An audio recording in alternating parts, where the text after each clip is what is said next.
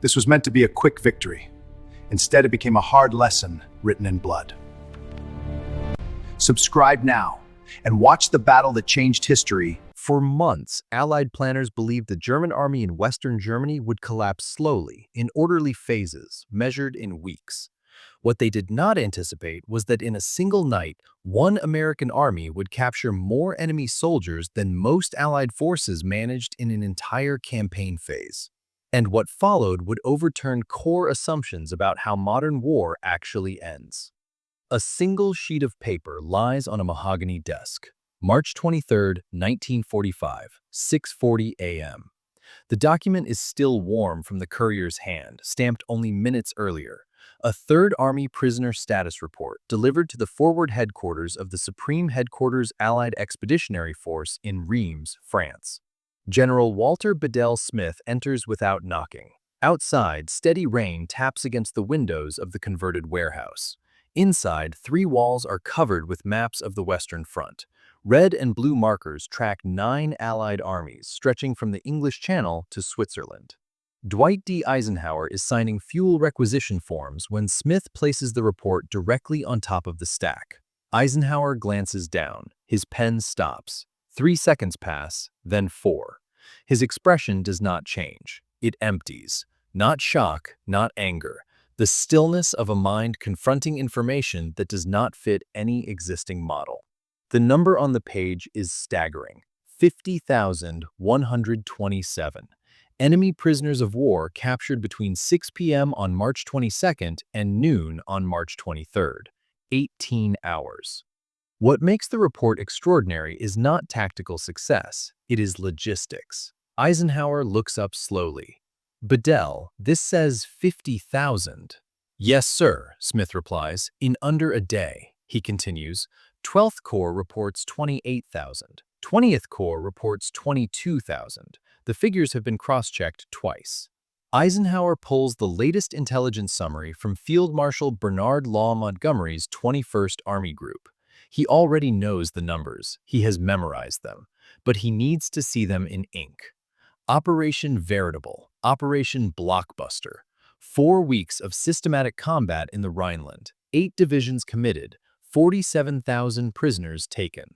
George S. Patton's Third Army has surpassed that total in less than 24 hours with fewer divisions engaged. The math creates a problem doctrine does not explain. Eisenhower speaks again. How many prisoner cages does Third Army have operational? 17 as of this morning, sir. They're requesting 12 more. Emergency priority. 12. Smith pauses. They've exhausted their barbed wire allocation. According to Geneva Convention standards, containing that many prisoners requires hundreds of feet of fencing per enclosure. Third Army used its entire theater supply before dawn. Military police units are dismantling captured German fortifications, dragon's teeth from the Siegfried Line, wooden roadblocks, wire stripped from pillboxes. German officers are organizing their own men inside makeshift compounds because there are not enough American guards. Eisenhower moves to the situation map. His finger traces Third Army's advance through the Palatinate, the triangular region between the Rhine, the Moselle, and the Siegfried Line. 2 weeks earlier, SHAEF planners estimated 14 German divisions were trapped there. Projected clearance time, 2 weeks. Patton cleared it in 3 days. But the numbers conceal something more significant. During those 18 hours, German defensive cohesion in southwestern Germany did not retreat. It disintegrated. Units did not withdraw in sequence, they dissolved. And buried in the report is another detail Eisenhower has not yet addressed. Third Army never requested authorization. At 6:05 that same morning, the secure line from Reims to Third Army headquarters in Idar Oberstein crackles with static. Eisenhower lifts the receiver. George, he says evenly, I'm reviewing a report stating you captured over 50,000 prisoners without coordinating additional processing units or Army group logistics. Patton's voice is calm, confident. Well, Ike, they kept surrendering. Didn't seem right to turn them away. This is not a joke. No, sir, it isn't. 12th Corps broke through near Kaiserslautern. 20th Corps hit from the south. Resistance collapsed faster than projected. By midnight, entire regiments were surrendering intact. A pause. Some marched themselves to the rear. We didn't have enough MPS. Eisenhower closes his eyes. He can picture it. Armor penetrating weak seams, infantry flowing behind. German units isolated, exhausted, aware that escape is impossible. Then Patton adds it. And we crossed the Rhine last night. No casualties. Full report incoming. Silence fills the operations room. Smith freezes. Eisenhower tightens his grip. You crossed the Rhine? Yes, sir. 11:30 p.m. Assault boats at Oppenheim, south of Mainz. Light resistance. We're 6 miles deep on the east bank. Frankfurt is exposed. Eisenhower understands the implication immediately. Schaeff spent months preparing Operation Plunder. 3 weeks of preparation, 80,000 troops, 3,500 artillery pieces, 2 airborne divisions. Winston Churchill scheduled to observe from the West Bank. Patton crossed first, at night, without authorization. George, you are going to give me a heart attack. Ike, every hour we wait gives the Germans time to recover. I had boats, a bridgehead, and momentum. Waiting would have cost lives. Eisenhower knows he is right. We will discuss this in person, he says. Until then, try not to capture the entire German army without notice. Understood, sir. The line goes dead. 2 days later, in Venlo, the Netherlands, Field Marshal Montgomery reviews his intelligence briefing.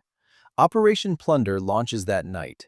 Then a supplemental report reaches his desk. Third Army operations, March 22nd through 24th. His expression remains composed, but the tension around his eyes sharpens. Patton crossed the Rhine 48 hours earlier. No preparatory bombardment, no buildup, and his forces are already advancing deep into Germany. Montgomery drafts a message to Schaeff. Please confirm Third Army operations do not interfere with Operation Plunder timeline. Coordinated advance essential. The subtext is unmistakable. Stop Patton. What Montgomery does not yet see is that coordination is already obsolete. By March 27th, Schaeff can no longer update the situation map fast enough. 4th Armored Division has advanced roughly 30 miles in a single night. 12th Corps reaches Fulda. 20th Corps captures Darmstadt. Update intervals shrink from 6 hours to 4, then to 2. Even that is insufficient. And the prisoner count continues to climb. March 28th. More than 90,000 prisoners in 6 days. The pressure is no longer tactical, it is temporal. German command is collapsing under speed. General Hermann Balck, commanding Army Group G, attempts to establish a defensive line along the Main River. Orders are issued. Before they reach forward units, American tanks are already across. Balck later states, "We could not comprehend Patton's speed." Another German officer summarizes it more bluntly. "He did not defeat us, he passed through us." Even Soviet liaison officers report to Moscow that Third Army's tempo rivals Red Army deep operations during Operation Bagration. The architects of maneuver warfare take notice. On March 24th, General John Lee, Allied logistics commander, confronts Eisenhower with fuel and supply charts.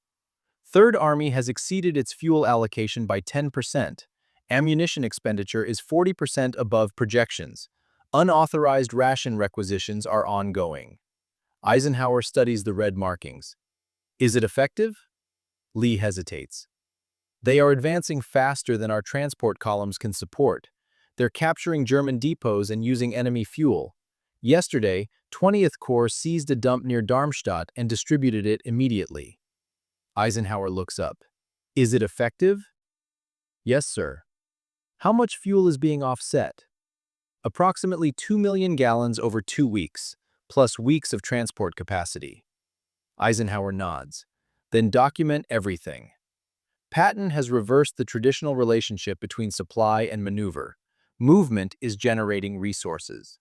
On March 29th, Eisenhower flies to Frankfurt, captured earlier that day. Patton waits on the runway, immaculate, revolver at his side. "Do you realize how many regulations you've violated?" Eisenhower asks.